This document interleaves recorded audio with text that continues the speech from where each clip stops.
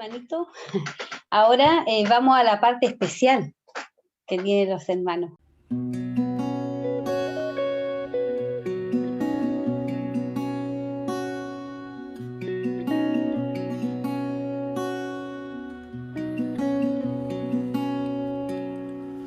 Otro día de estos me pregunté por la vuelta de mi Señor, y en mi alma yo supliqué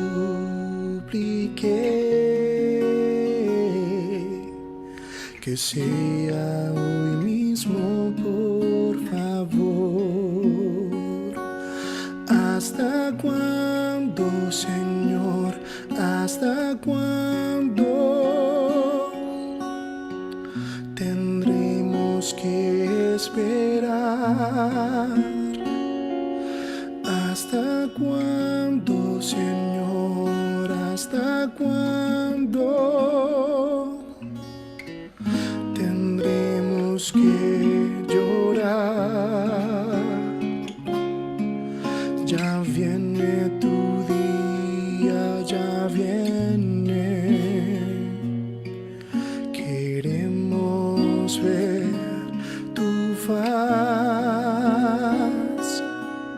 pues ya estamos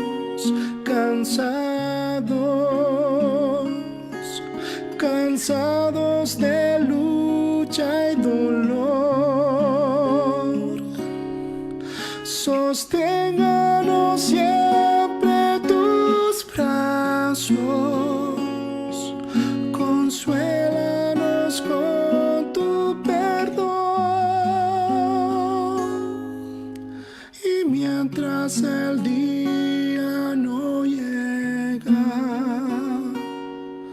tengamos en vista el amor. Ven pronto, Señor, ven pronto, ven pronto, Señor. Amén.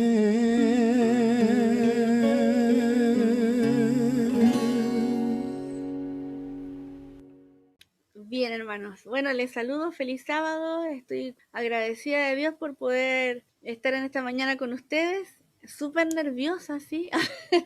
Porque nunca me había tocado predicar sobre profecía. Creo que no es mi zona de confort, lo declaro de inmediato.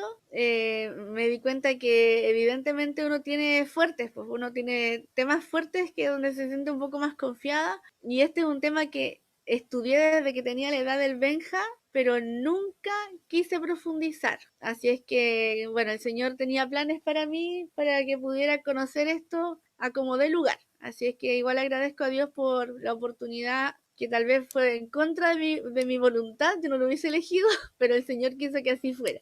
Así que igual agradezco al Señor por eso, porque me hizo encontrar muchas cosas que yo no conocía. Así que vamos a orar para que así el Señor pueda hablar por medio de mí. También de verdad quiero que esta predicación sea solamente dirigida por Él, porque ¿quién mejor que Él conoce los tiempos y las verdades de su palabra? Así que los invito a que podamos orar. Padre Celestial, gracias, Señor, le damos porque usted es bueno, Señor. Sabemos que en su palabra hay tantos misterios, Señor, y cosas escondidas. Misterios, Señor, ocultos que al ojo de cualquier persona a lo mejor no las puede comprender. Sin embargo, Señor, su Espíritu Santo es bondadoso para ayudarnos a comprender, Señor, el significado de todo esto. Ruego, Señor, que pueda dirigir mis palabras. Agradezco la oportunidad de poder estudiar, Señor, el capítulo 7 de Daniel, y darme cuenta, Señor, que usted, con todo lo que uno descubre allí, puede ver su inmensidad, su omnipresencia, su omnipotencia, Señor. Gracias por todo, Padre Santo. Te entrego este culto, Señor, en tus manos, y por favor dirige mis palabras. También te pido por la mente y el Espíritu, Señor, de cada uno de mis hermanos que está aquí presente, que cada cosa que podamos encontrar, Señor, en tu palabra, sea comprendida y también escudriñada, Señor, por ellos con detención, y así, Señor, podamos ir creciendo en conocimiento y sabiduría. Gracias por todo, Dios mío, en el nombre de Jesús. Amén. Bien, saben que mientras estudiaba este tema decía en qué momento Richard me fue a pedir que tomara este tema. Y voy a contar muy cortito. Nosotros con los chicos somos muy amigos, con Richard y la Pau. Y la verdad es que en el tiempo que yo estaba lejos de la iglesia, que fue harto tiempo, justo llegué a Punta Arenas en ese proceso que quería volver y no volver, y vivía muy cerca de Richard. ¿A cuántas casas? Más o menos como unas 5 casas. Y mi terror era justamente que él me viera fuera de su casa y me invitara a la iglesia o me invitara a su casa, porque yo ya lo vi y dije, este hombre tiene pinta de ser súper estudioso. Y yo lo que menos quería era profundizar en el estudio. Así es que siempre que pasaba por fuera de su casa, pasaba literalmente en punta y codo, escondida, trataba de dar la vuelta, siempre con miedo a que él me pillara y me invitara a estudiar la Biblia. Tenía terror de que me invitara a estudiar justo estos temas que yo no quería estudiar. Y aquí estamos. Aquí estamos ahora predicando en el grupo pequeño y digo, bueno, escapé tanto y aquí estoy hoy día predicando sobre Daniel 7. Así que realmente el Señor, bueno, Él tiene sus planes, sus propósitos, uno no puede escapar toda la vida de estos temas que son muy controversiales, hermano. Controversiales porque tal vez uno esto lo ve desde que es pequeño, el tema de las profecías, pero no siempre uno la comprende. ¿Ustedes alcanzan a ver la diapositiva ahí? Bueno, estos temas son complejos porque justamente hay, lo que a mí me confundía de pequeñita, era que algunas personas lo estudiaban desde un punto de vista preterista, ¿cierto? Otras personas lo estudiaban desde un punto de vista futurista. Entonces yo sentía que nunca se ponían de acuerdo. O pasó, no pasó, va a pasar, ¿cómo es la cosa? Y con el tiempo, con el pasar del tiempo, uno sin querer detenerse en Daniel, pero simplemente estando atenta a las noticias, a la contingencia, a cómo van ocurriendo los sucesos en el mundo, todo te muestra que en realidad las profecías que vamos a revisar tienen un carácter historicista. Que si nosotros la revisamos desde la historia, nos damos cuenta de que todo ha ido sucediendo en su tiempo y en su orden. Y si no queremos estudiar la Biblia, pero estudiamos solamente la historia del mundo, vamos a encontrar estos mismos reinos y estos mismos poderes. Así es que para el que tenga de repente dudas, nosotros estuvimos investigando ahí con Mauricio, leyendo, y en muchas páginas que no tenían nada que ver con religión, nos encontramos con las mismas descripciones de estos poderes que vamos a estudiar el día de hoy. Vamos a hacer un pequeño resumen. La semana pasada estudiamos sobre la visión de Daniel del capítulo 2, ¿cierto? Y el capítulo 2 mencionaba la estatua de Nabucodonosor. Y ahí teníamos la primera parte que veíamos, ¿cierto? Era esta cabeza de oro que representaba ¿se acuerdan? A Babilonia, ¿cierto? Después teníamos, ¿qué más? A ver, después teníamos, ¿cierto? ¿Qué cosa? El pecho de bronce. Oh, El pecho de plata, bronce. de plata. Ahí me siento más segura cuando comparten Perdón, conmigo. de plata, De hermana, de plata. bronce, De bajo plata, vientre. de plata, bien. Y los muslos, ¿cierto? De bronce. Y de ahí teníamos las piernas de hierro. bueno, eso ya lo estudiamos y también nuestro amigo Pedrito lo explicó bastante bien. Y teníamos al final estos pies, señor, ¿cierto? Que eran de hierro y barro cocido. Y también sabemos que el hierro y el barro no se logran juntar. Y obviamente están estos 10 dedos. Vamos a estar atentos con este número 10 porque hoy día nos vuelve a aparecer.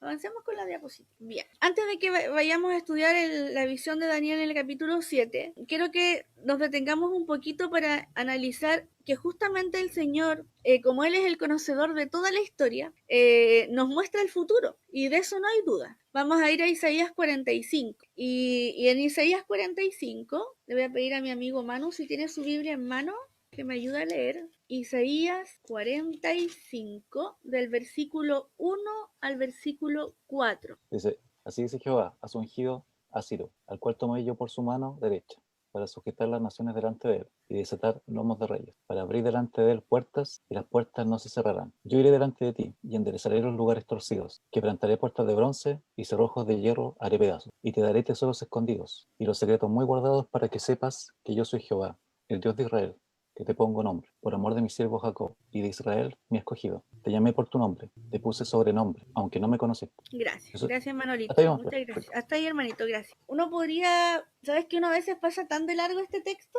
pero a mí me encanta porque dice, aunque tú no me conocías, yo te puse nombre. Y está hablando de un rey que vamos a estudiar ahora, Ciro. Yo le preguntaba a Richard, ¿cuánto tiempo antes del nacimiento de Ciro Isaías escribió esto? Y dicen que aproximadamente puede haberlo escrito aproximadamente 150 años antes de que Ciro existiera. Y nos encontramos que Ciro justamente va a aparecer ahora en la profecía porque fue uno de estos conquistadores, ¿cierto? Uno de estos guerreros que andaban ahí en busca de conquistar nuevas tierras, nuevos reinos. Entonces, ¿cómo puede ser posible que el Señor ya le había mostrado a Isaías? Y también el detalle, hermanos, porque esto a mí me llama mucho la atención.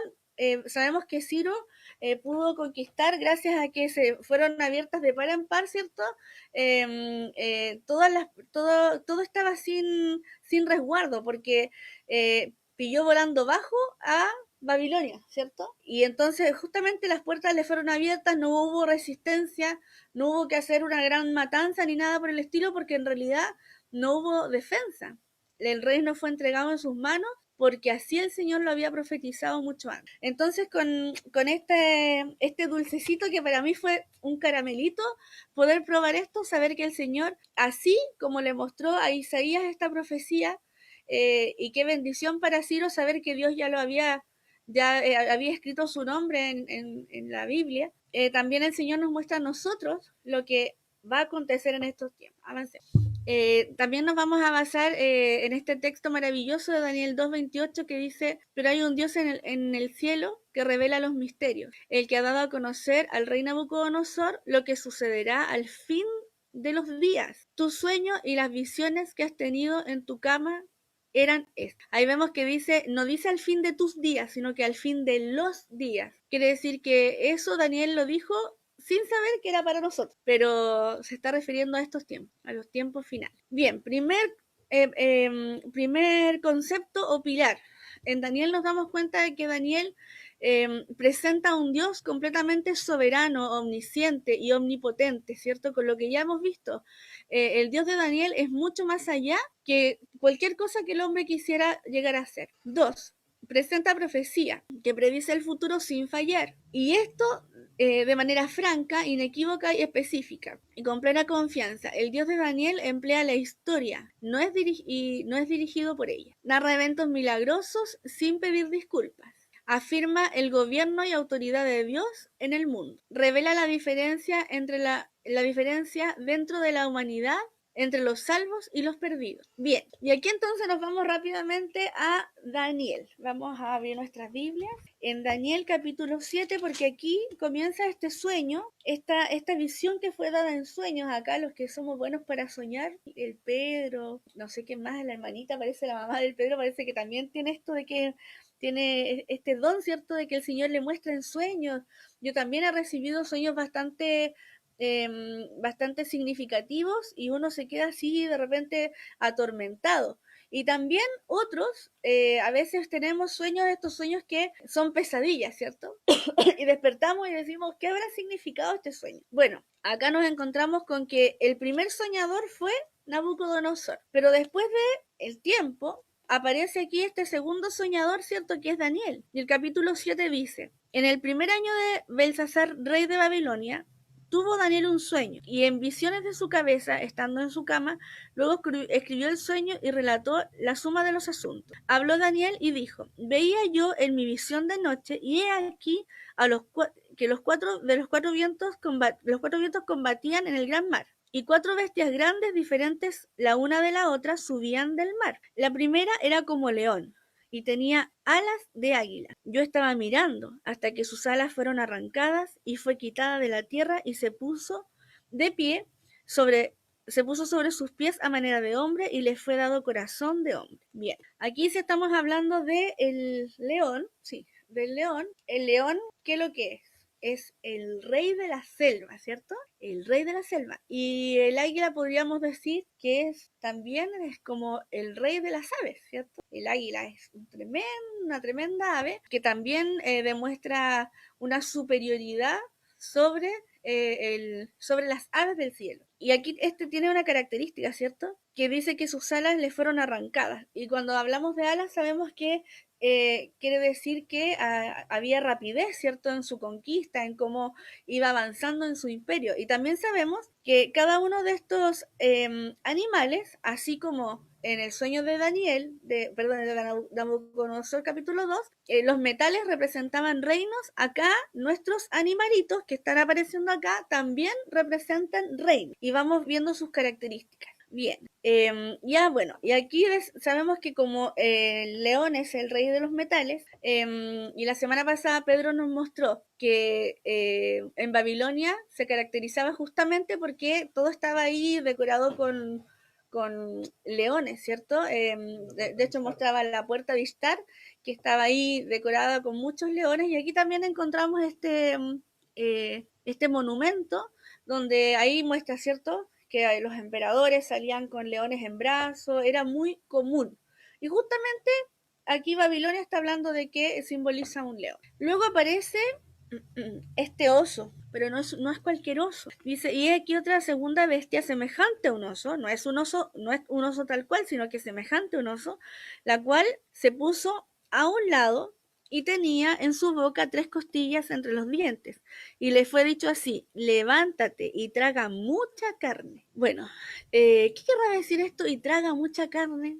Obviamente parece ser que los osos son despiadados. ¿Han visto alguna vez un oso peleando con alguna presa? Yo ahí en alguna película he visto, los osos son terribles. O sea, que te pille cualquier otro bichito en el bosque, pero no un oso, ¿cierto? Porque el oso es agresivo, es pesado, es grande, y este oso era despiadado, porque más encima dice, y traga mucha carne. Y este oso simboliza justamente este segundo poder y este segundo reino, sabemos que es Medo-Persa, ¿cierto? Y justamente tenía un lado más alto que el otro, y eso es porque sabemos que en un principio los medos eran más que los persas, y después esto fue cambiado y finalmente los persas fueron más que los medos. Entonces había una alianza, pero sabemos que uno de los reinos siempre fue más poderoso que el otro. Por eso es que dice que estaba así como medio chuequito de un lado. Y aquí vemos cómo Medo-Persa, estratégicamente ellos fueron avanzando, ¿cierto? En su forma de poder atacar. Ahí por Libia, Egipto, Libia también. Después de esto, dice, yo miraba y he aquí otra bestia, como un leopardo que tenía en sus espaldas 4 alas. ¿De quién estamos hablando aquí? Este leopardo. Dice que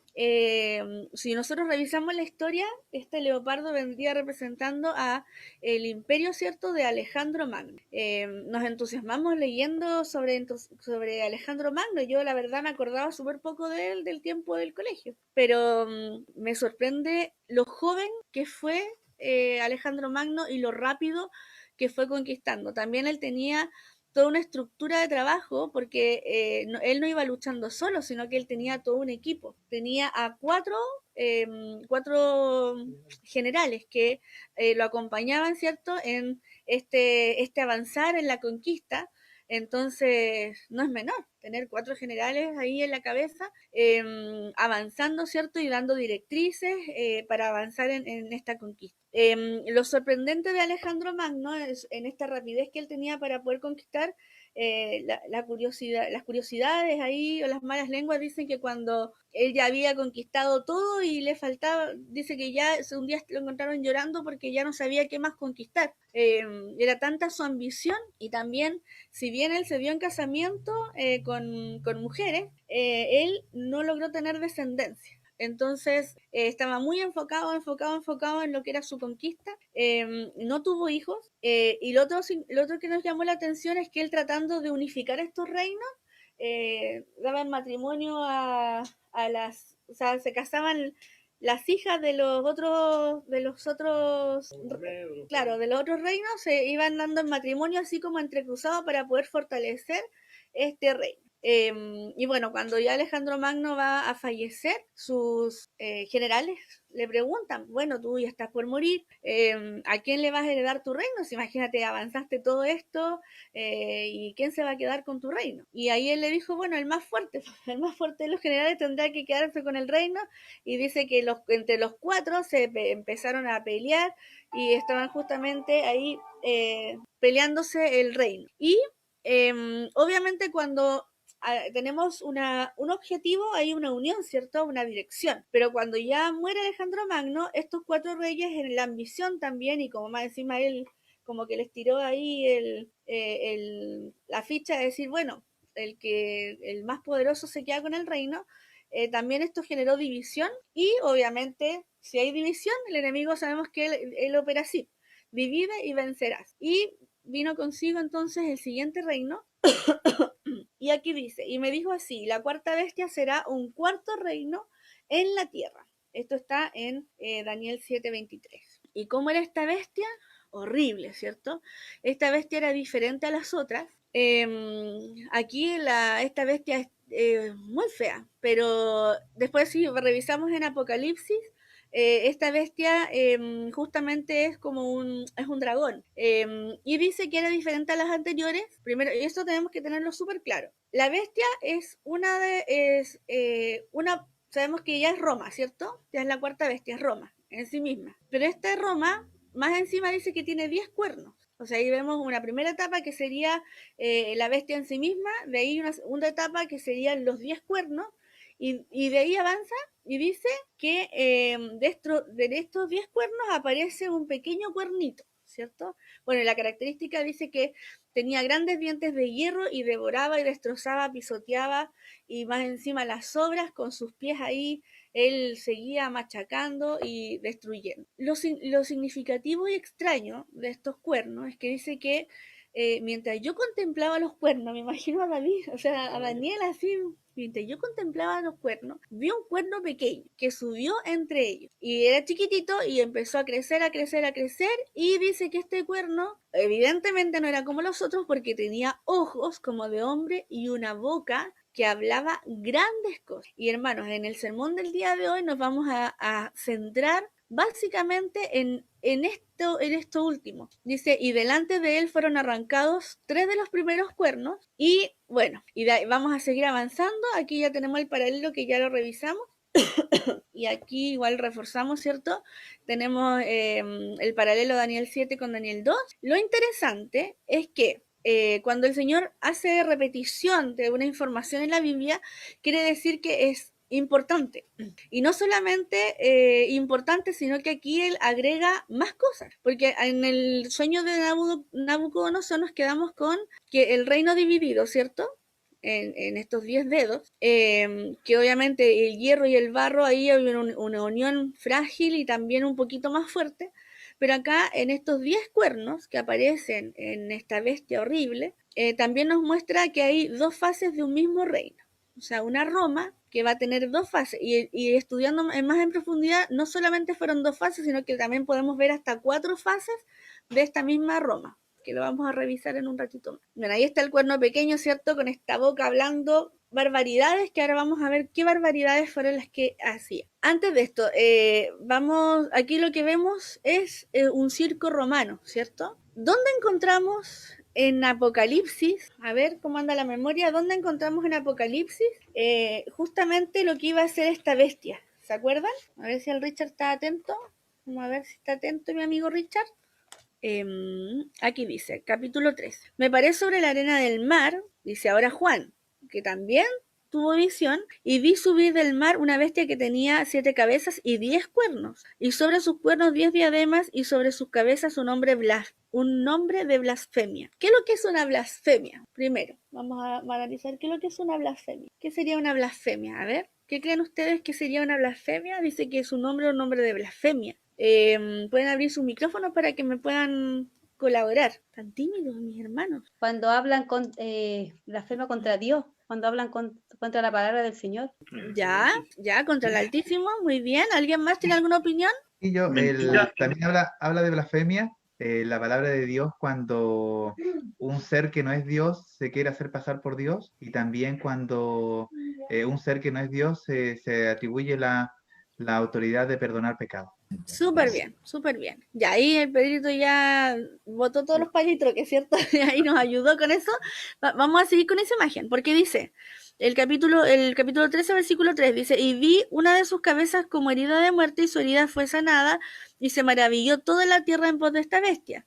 Y adoraron al dragón que había dado autoridad a la bestia, y adoraron a la bestia diciendo, ¿quién es semejante a la bestia? ¿Y quién podrá luchar contra ella? O sea, una bestia que tenía mucho poder. Y le fue dada boca que hablara grandes cosas. O sea, acá nos damos cuenta que esta bestia de Apocalipsis, que habla grandes cosas, se parece a la bestia de Daniel, que hablaba grandes cosas. Y estas grandes cosas también eran blasfemias, dice el versículo 5. Le fue dada boca que hablaba grandes cosas y blasfemias. Y le fue dada potestad de actuar 42 meses. Vamos a guardar ese número en nuestra mente. Y abrió su boca en blasfemias contra Dios, para blasfemar su nombre y su tabernáculo y a los que moran en el cielo.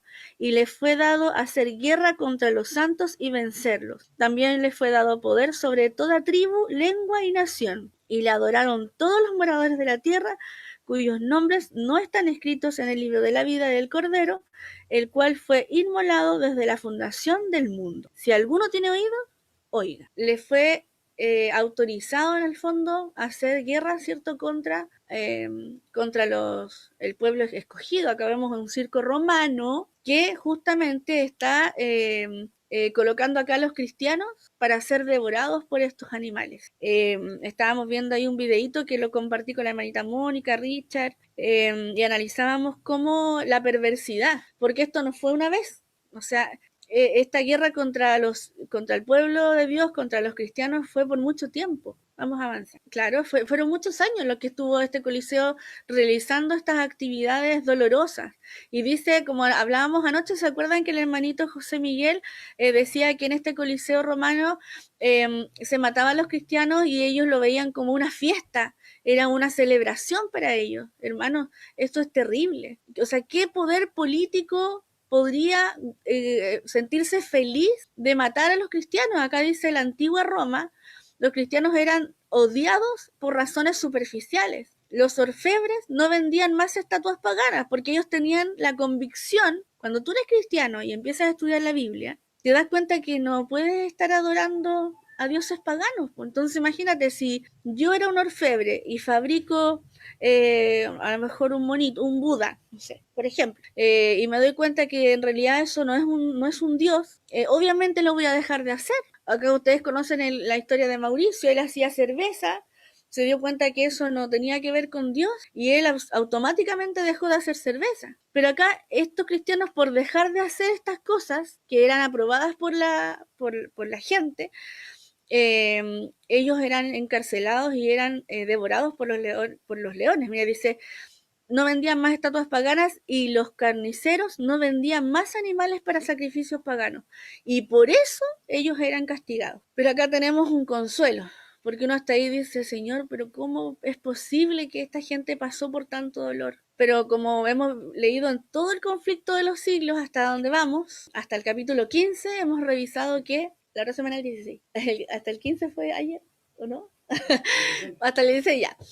Hasta el capítulo 16 hemos revisado que gozosos y dichosos son aquellos que han muerto proclamando su fe, ¿cierto? Estos mártires que murieron cantando, alabando al Señor, porque dice que donde moría un mártir, en el fondo no podían callarlos, moría uno y se levantaban cientos de cristianos por el testimonio de estos. Y aquí Mateo 5, el versículo 11 y 12 dice, felices los que son perseguidos por causa del bien, porque de ellos es el reino de los cielos. Felices ustedes cuando por causa mía los insulten, los persigan y les levanten toda clase de calumnias. Pues bien, saben que así persiguieron a los profetas que vinieron antes de ustedes. Hermanos, este versículo está de regalo para nosotros, porque sin duda, si tú eres fiel al Señor en este tiempo y en el tiempo que vendrá, no crean que va a ser color de rosa para nosotros. Bien, ahora mi pregunta es, ¿quién es el cuerno pequeño? Características del cuerno pequeño, vamos a revisar. Bueno, sabemos que nace, aquí tenemos las 1, 2, 3, si contamos son 10, ¿cierto? 10 tribus bárbaras. Y teníamos al principio en Daniel 2, 10 dedos, ¿cierto? Que no se unían. Después tenemos a esta bestia horrible que tiene 10 cuernos. En Apocalipsis aparece otra vez la bestia con estos 10 cuernos. Acá dice, segunda fase del reino. Y lo que viste de los pies y los dedos en parte de barro cocido de alfarero y en parte de hierro será un reino dividido. Mas habrá en él algo de la fuerza del hierro, así como viste hierro mezclado con barro cocido. Y por ser los dedos de los pies en parte de hierro y en parte de barro cocido, el reino será en parte fuerte y en parte frágil. Así como viste el hierro mezclado con barro, se mezclarán por medio de alianzas humanas, pero no se unirán el uno con el otro, como el hierro no se mezcla con el barro. Hermanos, aquí de plano, ya no voy a esperar más para poder decir qué cosas no se puede mezclar la una con el otro. Vamos rápidamente. ¿Qué cosas no se puede mezclar? El agua y el aceite, ¿cierto? Yo tengo una agüita micelar ahí y la Ornella la bate, la agüita micelar y ¡pum! Se separa el agua del aceite. Y si la bate, ¡pum! Se separa el agua del aceite. ¿Qué otra cosa no podemos mezclar? ¿Qué otra cosa no se puede mezclar? El yugo desigual. Gracias.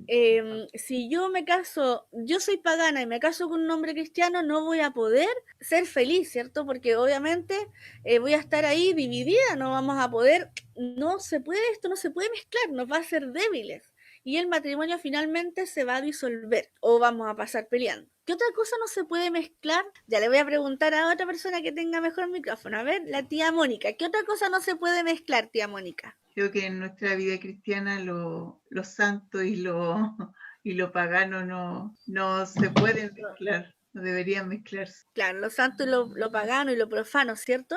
Y otra cosa que no se puede mezclar, por ejemplo, otra cosa que no se puede mezclar es la luz y las tinieblas. La luz y las tinieblas. Bien, mi niña hermosa, gracias. Ahí está Otra cosa, la manito.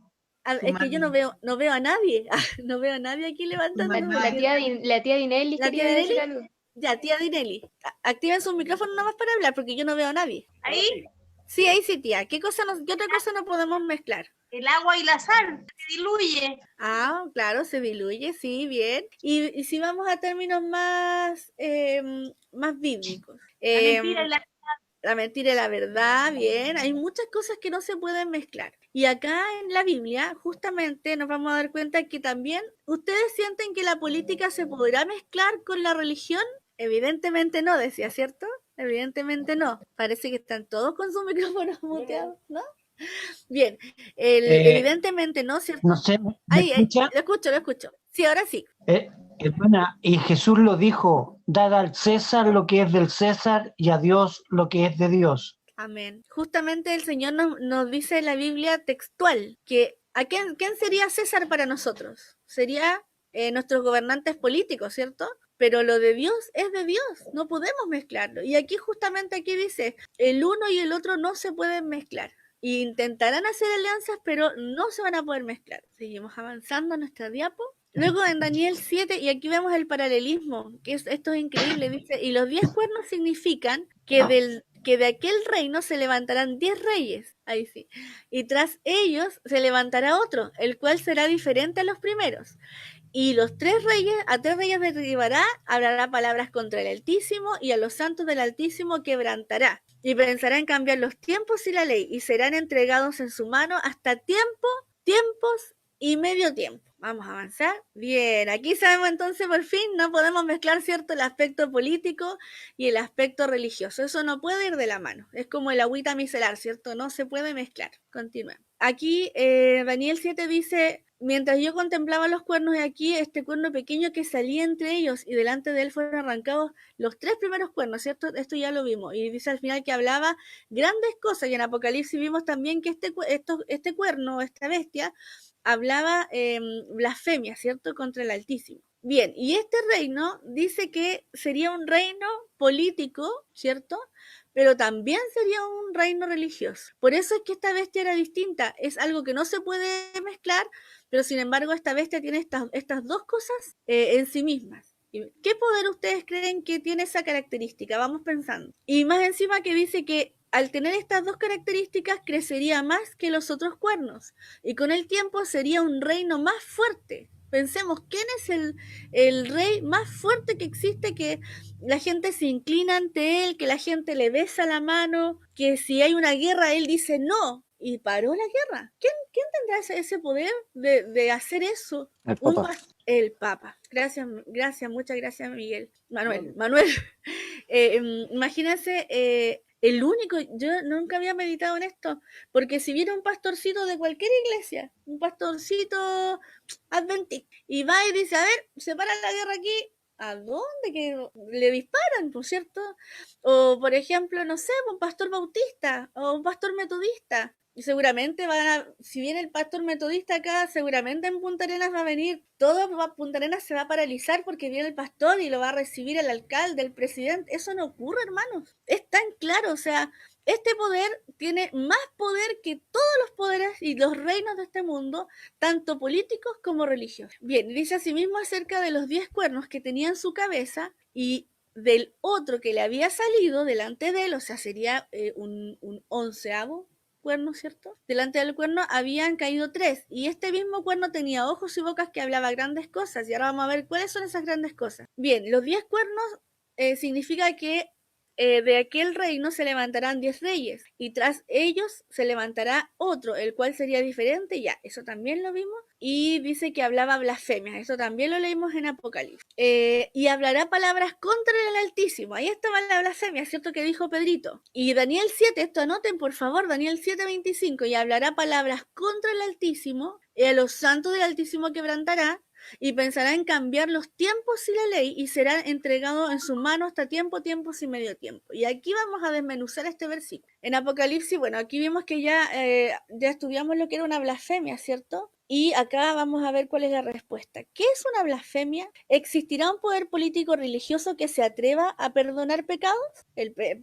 Pedrito dijo, o sea, alguien que se atreva a perdonar pecados sería un blasfemo. ¿Por qué? Porque ¿quién es el único que puede perdonar pecados? Es Dios. No hay nadie más que pueda perdonar pecados. ¿Y habrá algún poder político religioso que se atreva a decir, no, yo te concedo el perdón de tus pecados? ¿Habrá alguno? Vamos a ver qué dice la Biblia. Yo sé, A ver qué dice el Benjita. ¿Cuál, mi amor?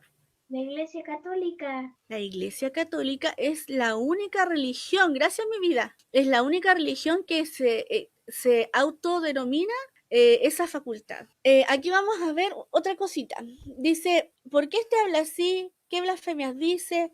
¿Quién puede perdonar pecados sino Dios? Bien, aquí vamos a ver entonces, en Juan 10, versículo del 30 al 32 dice, y vamos a ver quién dijo esto. Yo y el Padre somos uno. ¿Quién dijo eso? Jesús, ¿cierto? Yo y el Padre somos uno. Así nomás. Y dice que entonces los judíos se volvieron locos. Tomaron unas piedras, ¿cierto?, para apedrearle. Y Jesús le respondió, oye, pero a ver, yo he hecho muchas cosas buenas, muchas buenas obras os he mostrado de mi Padre. Pero ¿por cuál de ellas me vas a apedrear? A ver. Y entonces ellos, dice, respondiéndole a los judíos, dijeron, por buena obra no te vamos a apedrear, sino por la blasfemia. Aquí tenemos. Y porque tú, siendo hombre, te haces Dios. Ya sabemos que eso es una blasfemia. Siendo un hombre, querer ser Dios o el representante de Dios, ¿cierto? Respondiéndole Jesús, ¿no está escrito en vuestra ley? Yo dije, ¿dioses sois? Sí, dijo, dioses a aquellos a los cuales fue hecha palabra de Dios. Y la escritura no puede ser quebrantada. ¿A quién el Padre santificó y envió al mundo? Vosotros decís, tú blasfemas, porque dije, hijo de Dios soy. Si no hago obras de mi Padre, no me creáis. Mas si hago, aunque a mí no creáis, creed las obras para que conozcáis y creáis que el Padre está en mí y yo en el Padre. Ahí lo dejo en jaque, ¿cierto? Porque efectivamente no querían creer que Dios, que Jesús era el Hijo de Dios, que era uno con su Padre, lo llamaron blasfemo. Sin embargo, todos los milagros que él hacía daban cuenta de que él no era un hombre normal, que no era un hombre común y silvestre, que él era el Hijo de Dios. Sin embargo, ellos ni siquiera por esos frutos pudieron reconocerle. Sin embargo, ellos le llamaban blasfemo. Bien, entonces el Benjita nos adelantó la respuesta. Solamente hay un poder que encaja con este cuerno pequeño. Y aquí tenemos a un cura. Antes de avanzar con esto, quiero decir que la señora que está ahí confesándose, a lo mejor ella no tiene idea de esto, hermano, porque ella está con fe ahí, ¿cierto? Está con fe pidiendo perdón por sus pecados porque es lo que se le enseñó. Ayer cuando fui a la casa de esta familia cristiana que les contaba al principio, ella me decía, toda mi vida me enseñaron que los mandamientos eran leyes del no, todo restrictivo. Y yo le digo, pero nunca estudiaste la Biblia. No, me decía, me siento engañada por la religión. Lo mismo que decía el papá de Manu, me siento como un niño engañado por la religión. Y justamente hay muchos fieles, hermanos, hay mucho pueblo dentro de la Iglesia Católica, hay muchos fieles, hay muchos sacerdotes que se han dado cuenta. Ahora último salió, ¿te acuerdas del nombre? Viganó, un sacerdote que está declarando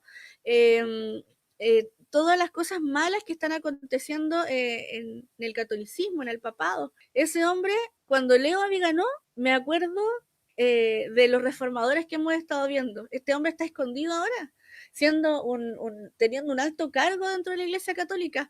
Él se ha dado, él es como que ya se rebeló, ¿cierto? Y está mostrando todas las cosas que no nos corresponden, porque hay pueblo de Dios, gente sincera en estas iglesias. Sin embargo, este sacerdote, él fue enseñado que tiene el don de poder perdonar sus pecados, los pecados de la gente, y la gente lo cree. El sacramento de la penitencia, también conocido como la confesión. La gente hacía penitencias. Yo recuerdo mi mamá siempre contaba que mi abuelita había hecho una manda, porque aunque no lo crean, mi abuelita era católica, mi mamá también, mi esposito también. Mi mamá dice que por muchos años andaba vestida de café porque le habían hecho una manda a Carmelita. Y ella andaba vestida de café porque tenía que pagar una manda, pero ella no entendía nada. Y justamente ese tipo de cosas ocurrían y siguen ocurriendo. Y acá tenemos esta corona, ¿cierto? Que se llama tiara, la tiara. La tiara son 3 coronas en una. Y hay un video súper bueno, pero que no se los voy a poder mostrar, pero se los voy a linkear más ratito, porque por tiempo no se los voy a mostrar. Pero el video es un video católico que justamente muestra y dice que aquí con esta corona se muestra la supremacía en todo el mundo del papado. Solamente estas tiaras las puede ocupar el papa y siempre es obsequiada por los reyes, por gente de mucho poder. Se le entrega al papa y bueno, hay distintas, pero todas tienen estas tres coronas en una. Y justamente la de abajo muestra el poderío sobre el inframundo, la del medio el poderío sobre la tierra y la de arriba el poderío sobre el cielo. O sea, él se autodenomina en el fondo el sujeto o la persona con más poder en todo el mundo. Ahí vemos, ¿cierto? Que los que pintaron el cuadro amigos de Juan Hus tenían razón. Y eso fue todo un sermón, porque el Papa andaba con muchas joyas, pues, con una tiara. Y Jesús lo pintaron humilde, bondadoso. Justamente, ¿qué diferencia? En la semana hablaba eso con un amigo. ¿Qué diferencia hay entre la vanidad y versus la humildad de Cristo? El Señor ni siquiera tenía una casa donde llegar. Él caminaba, iba donde sus amigos, comía donde los amigos, se juntaba con toda la gente, no hacía excepción de personas. Pero aquí vemos que toda esta pompa empezó a comenzar justamente con la llegada de este caballero que se llama Constantino. Constantino fue un emperador pagano, ¿cierto? Que era adorador del sol. Él adoraba el sol y sabemos que toda la cultura pagana saludan al sol, hay mucha adoración del sol, todo tiene que ver con sus ídolos, tienen que ver con el sol. Y Constantino, para poder gobernar dentro del mundo cristiano, él se hizo entre comillas cristiano, pero él llegó con toda la pompa, la vanidad y toda lo pagano, lo metió en este mundo cristiano y hasta el día de hoy se sigue conservando mucho de esa cultura. Y aquí vemos que la Iglesia Católica cambió los mandamientos. ¿Alguien puede cambiar los mandamientos? Primero. No, nadie puede, solo Dios. Pero Solo la palabra Dios. de Dios no dice que cambiaron los mandamientos. Claro. Primero, si yo no soy el dueño de algo, ¿puedo cambiarlo? No me corresponde, ¿no es cierto? Aparte, el Señor dio los mandamientos, Él mismo dio los mandamientos desde el comienzo, y después dice que en el Éxodo se lo recordó, dice, yo les recuerdo mis mandamientos, y se los escribió con su propio dedo en las tablas de la ley, y los mandamientos siguen siendo importantes desde el Génesis al Apocalipsis. De hecho, dice que el principio de la sabiduría es la obediencia a los mandamientos, la obediencia a la ley, el temor a Dios. Entonces los mandamientos son únicos, inquebrantables, inmutables, son y tienen que seguir siendo siempre los mismos, porque van a ser por los siglos de los siglos, va a seguir siendo la ley importante para los seres humanos, para el Señor. Y aquí dice, es una regla de amor, es como un eje central los mandamientos para el ser humano. Pero aquí ya vemos que hubo un cambio en la ley. Vamos a ver rápidamente, aquí si echamos un ojito rápido, ¿qué es lo que cambiaron? Dice, amarás a Dios sobre todas las cosas. Hay algo extraño ahí, ¿cierto? Ya hubo un cambio. No tomarás el nombre de Dios en vano. Santificarás las fiestas. Honra a tu padre y a tu madre. No matarás. No cometerás actos impuros. No robarás. No dirás falso testimonio ni mentiras. Y bueno, vamos a avanzar porque ellos han seguido manipulando y manejándolo, y aquí hicimos un paralelo. El primer mandamiento dice, la Biblia dice, no tendrás dioses ajenos delante de mí. Que es muy distinto a decir, amarás a Dios sobre todas las cosas. El Señor dice que Él es el único digno de adoración, el único digno de reverencia, el único que yo debo orar es a Dios, no a un santito, no a un Buda, no a un árbol, no a un animal. Sabemos que distintas culturas tienen distintos dioses, ¿cierto? Algunos adoran a las vacas y así. Hay muchos dioses paganos. Y dice que no tendrás dioses ajenos delante de mí. No te harás imagen ni semejanza.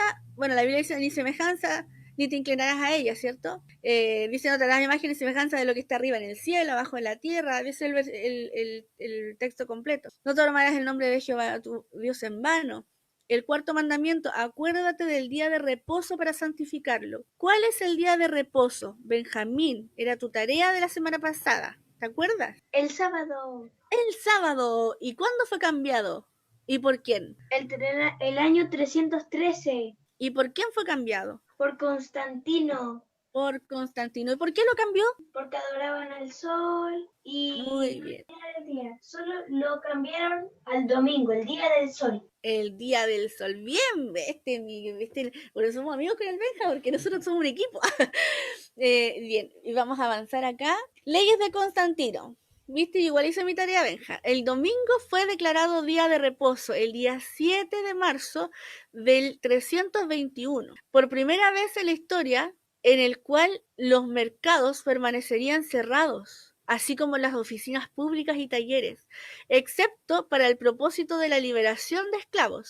Se permitía, si era necesario, en las granjas. Aquí la Enciclopedia Católica, yo me fui directamente a la Enciclopedia Católica porque nosotros a veces podemos pillar muchas cosas en nuestros textos, pero yo quería buscar algo, a ver qué dice la Iglesia Católica de esto. Y dice la Enciclopedia Católica, y ahí está justamente donde lo pueden encontrar, pero acá dice, por otro lado, la Iglesia Católica, después de cambiar el día de descanso del Shabbat judío o séptimo día de la semana al primero, que sería el domingo, hizo que el tercer mandamiento se refiriera al domingo como el día a ser guardado como sagrado y como día del Señor. El Concilio de Trento, ahí lo podemos encontrar. Bueno, ahí está justamente, claro, la sección, ahí ustedes pueden encontrarlo, si lo buscan, pueden encontrarlo ahí en el tema del Concilio de Trento. Avancemos. Y aquí vamos a pasar rápidamente por las citas, pero me parecen súper interesantes porque justamente son citas sacadas de extractos de literatura católica. Dice, agradó a la Iglesia de Dios cambiar el culto y celebrar el día del sábado por el día domingo. Luego dice Justiniano, el código de Justiniano, la ley dada a Constantino el día 7 de marzo del año 321 después de Cristo, relativa al día de descanso, era como sigue: descansen todos los jueces, la plebe de las ciudades y los oficios de todas las artes el venerable día del sol, pero trabajen libre y lícitamente en las faenas agrícolas, los establecidos en los campos, pues acontece con frecuencia que en ningún otro día se echa el grano a los surcos y se plantan vidas en los hoyos más convenientemente, a fin de que con ocasión del momento se pierda el beneficio concedido por la celestial providencia. Ya. Ellos al adorar al sol decían que el día del sol ellos tiraban la semilla para que el sol, digamos, dé su fruto, para que haga dar su fruto a la tierra. Justamente. Entonces, por eso permitían trabajar con excepción, amigos, claro. Justamente, a los que trabajaban en el campo. Solamente ellos tenían la excepción de trabajar, pero los demás estaba todo cerrado. Luego acá dice el concilio de la Odisea. Los cristianos no deben judaizar, oye, esto yo lo he escuchado, los cristianos no deben judaizar y estar ociosos el día sábado, el día de reposo original, entre paréntesis, sino que deben trabajar en ese día, deben honrar de una forma especial el día del Señor. Como cristianos, hasta donde esté a su alcance, no deben trabajar en ese día. Con todo, si se les encuentra judaizando, se les separará de Cristo. Vamos a ver acá lo que dice el arzobispo Eusebio. El arzobispo católico Eusebio, escribiendo en el año 330, declaró: todas las cosas que eran permisibles para hacerse el día sábado, las hemos transferido para el día del Señor. Aquí, bueno, vamos a saltarnos lo de arriba, pero vamos a leer entre medio. Acá dice, la segunda parte, de Catholic Mirror. Dice, la Iglesia Católica por más de 1000 años antes que existieran los protestantes, por virtud de su comisión divina, cambió el día del sábado por el domingo. El reposo cristiano es hasta este día reconocido como hijo de la Iglesia Católica y como esposo del Espíritu Santo. Imagínense, hermanos, que es una aberración. Sin una palabra de protesta del mundo protestante. O sea, el mundo protestante, por eso vemos que no ha hecho nada al respecto. El mundo protestante se quedó calladito, no han dicho nada. Y mira lo que dice The Question Box.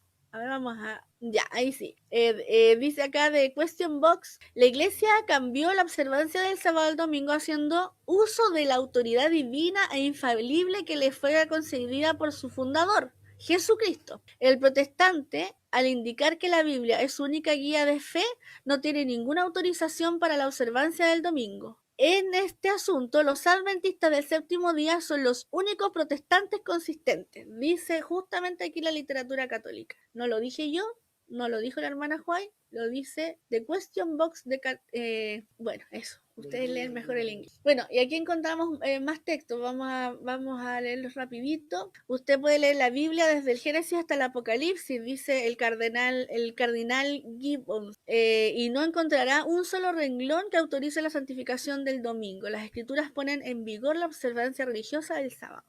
Bueno, y voy a leer el último.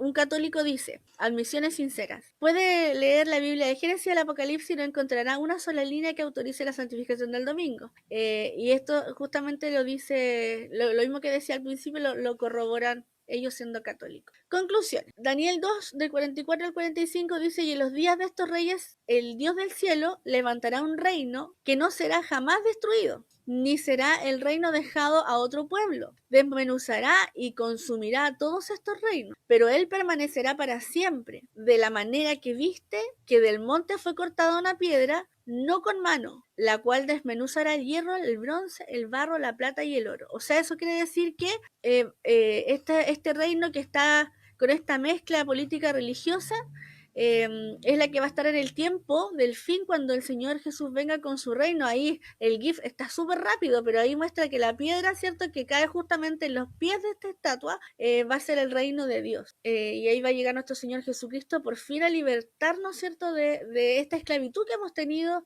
en manos, ¿cierto?, del opresor. Daniel 7, 26, 27. Pero se sentará el juez y le quitará su dominio para que sea destruido y arruinado hasta el fin, y que el reino y el dominio y la majestad de los reinos debajo de todo el cielo sean dados al pueblo de los santos del Altísimo, cuyo reino es reino eterno, y todos los dominios le servirán y le obedecerán. Hermanos, antes de que avancemos a la próxima diapositiva, cuando mirábamos ahí a la viejecita que estaba confesando sus pecados. ¿Por qué es importante que nosotros prediquemos esto? Nosotros no predicamos esto con la finalidad que la gente se haga adventista. nosotros no, el adventismo no es lo que el Señor quiere que nosotros proclamemos, hermanos. A veces nos equivocamos y pensamos que tenemos que llevar a la gente al adventismo, y no, nosotros lo que tenemos que hacer es que la gente pueda estudiar la Biblia y llevar a la gente al verdadero Dios, al verdadero creador.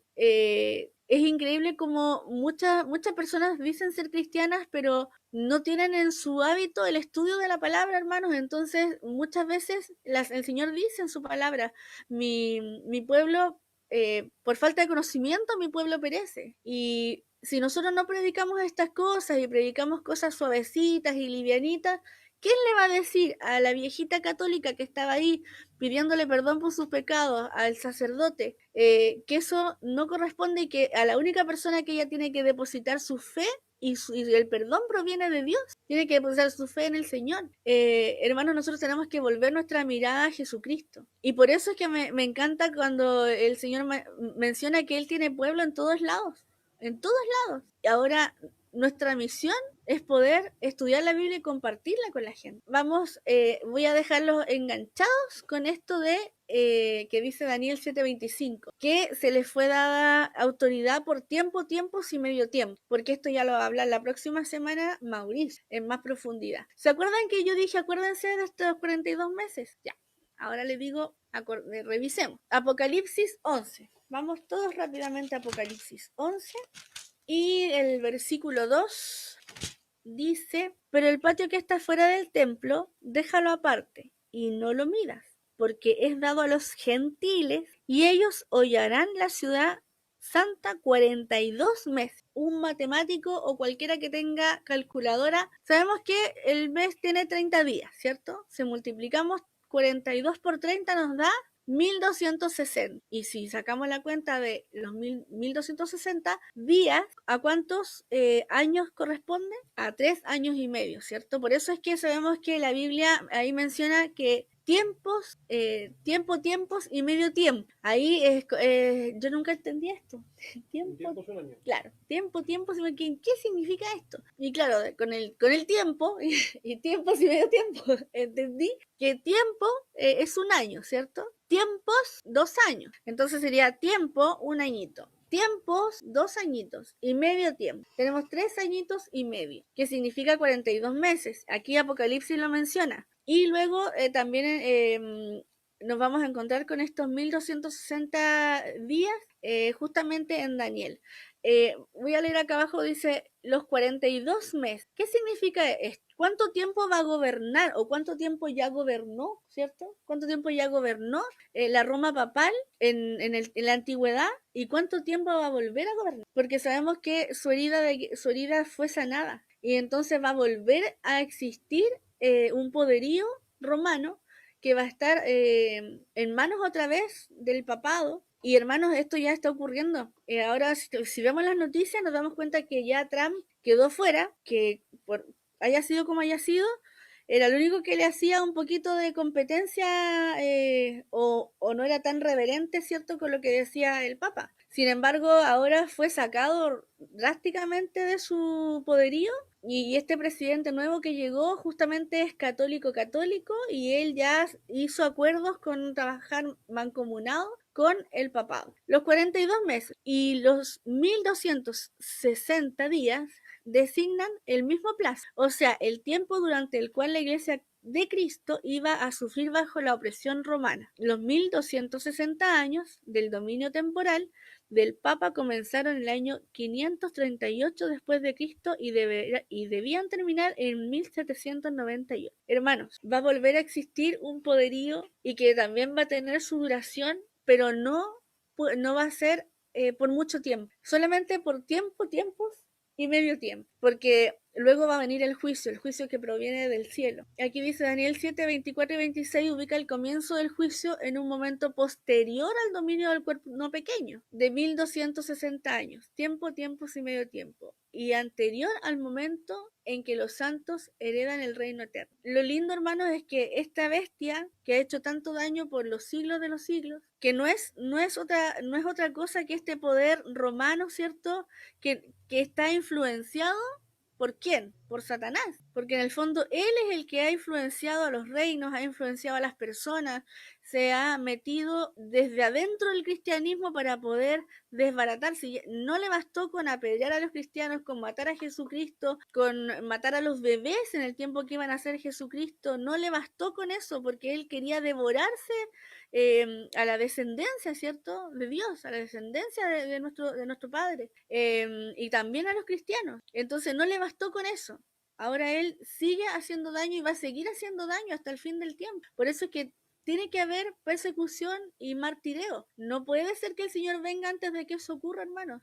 El tiempo de angustia tiene que venir ahora, cuando volvamos a estar bajo este poder político religioso. Por eso ahora que estamos libres, que podemos ocupar este Zoom, por más que queda a la vista de todos, que sirva para hacer obra misionera, pero el día de mañana, hermanos, si queremos predicar, vamos a tener que saber que nuestra vida va a estar en juego, que vamos a tener que decidir o guardar silencio y hacer lo que el poder político religioso diga para poder tener comidita, para poder alimentar a nuestros hijos, para poder tener una casita, para poder comprar y vender, o vamos a ser capaces como los reformadores de decir yo creo en Jesucristo y no voy a obedecer a este poder que ha violado, ¿cierto? Ha violado la ley de Dios, ha violado los principios del Señor. Hoy día no solamente viola la ley, sino que también la trastoca para que la gente pueda pecar sin control.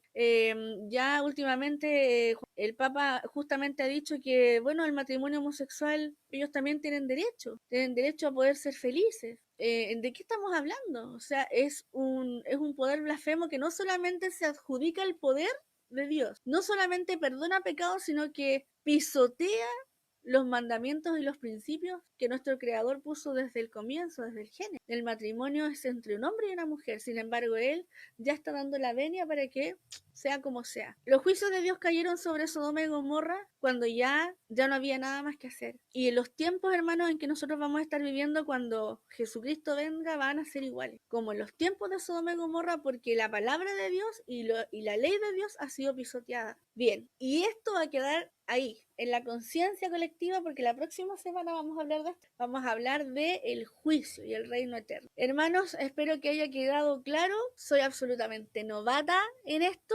y pude comprenderlo así, pero con manzanitas. Y así con manzanitas también quise explicárselo a ustedes. Es tiempo de que podamos estudiar las profecías.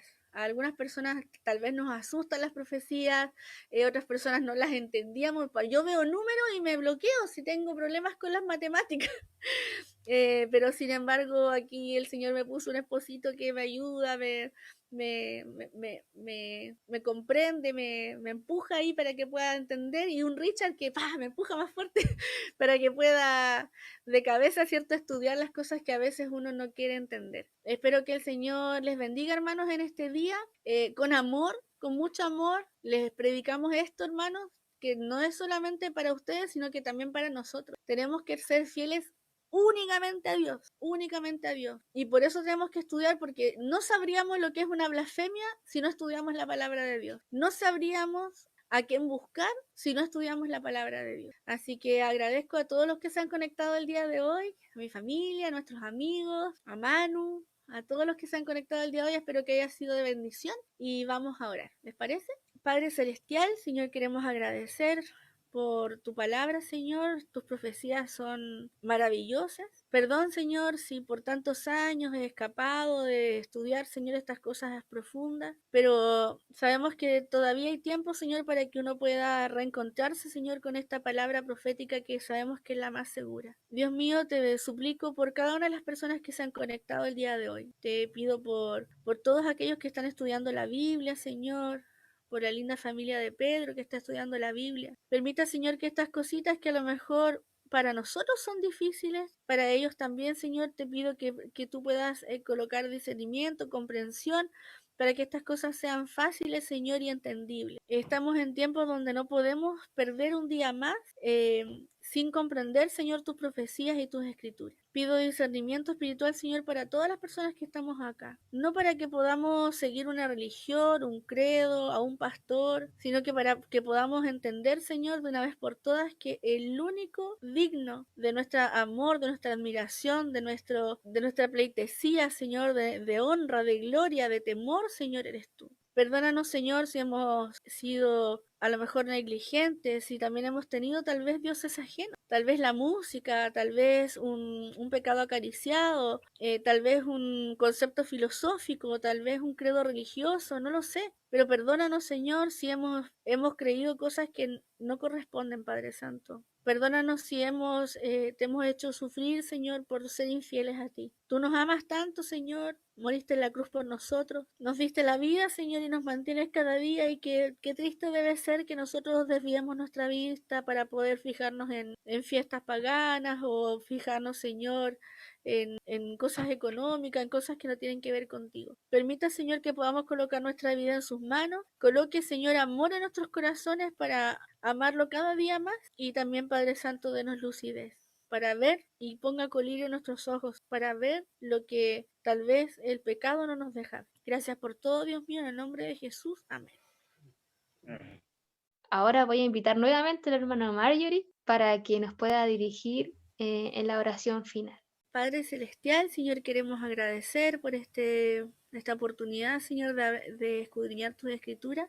Perdón, Señor, si en algo fallé o si no tenía pleno dominio, Señor, de estas profecías, pero he recibido, Señor, la invitación de parte tuya de poder escudriñar con mayor anhelo, Señor, ahínco tus profecías. Es necesario, Señor, salir de la zona de confort, y por eso, Señor, te lo agradezco. También, Señor, quiero agradecer por tu día de reposo. Sabemos, Señor, que no es un día más, es el día que tú coronaste, Señor, con el día que tú coronaste la creación. Es el sello, Señor, que vamos a tener que llevar consigo hasta el momento, Señor, que usted venga en alto, Señor, proclamar que este es tu día santo, donde recordamos, Señor, que tú eres el creador de todas las cosas que están, Señor, en este mundo. Gracias, Padre, porque nos dejas tu palabra. Sabemos, Dios mío, que ahí está todo lo que necesitamos para poder llegar, Señor, hasta el momento en que usted venga por nosotros. Por eso, Padre Celestial, te suplico que pongas en nosotros la voluntad, el deseo, las ganas de estudiar cada día más. Bendiga, Padre Celestial, a mis hermanos, que tengan el deseo también de escudriñar su palabra, Señor, que no se queden solamente con lo que estudiamos en la iglesia o en los cultos de mañana o los cultos que provengan de otra persona, sino que seamos como los bereanos, Señor, que vayamos a revisar, que estudiemos, que analicemos, para que no seamos engañados, Padre Santo. Pido bendición por cada uno de nuestros amigos y familias, Señor, que se encuentran en este culto. Por favor, bendígalos, Señor, en este día de reposo, y que puedan disfrutar, Padre Santo, de esta desconexión de la semana para poder recibir, Señor, su bendición. Gracias por todo, Padre Celestial, en el nombre de Jesús. Amén. Amén.